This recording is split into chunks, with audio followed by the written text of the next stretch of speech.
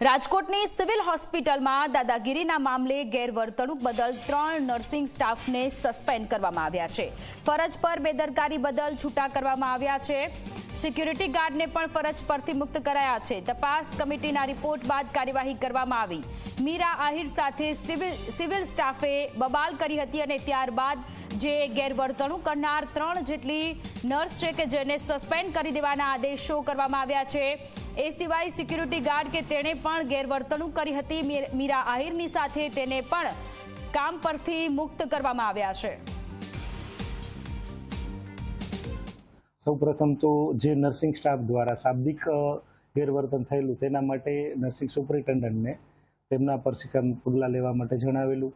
ત્યારબાદ ઇમરજન્સીના જે વર્ગ 4ના સ્ટાફ દ્વારા પેશન્ટને શિફ્ટ કરવા ટાણે ના પાડવામાં આવેલી તો તેમને પણ છૂટા કરવામાં આવેલા છે।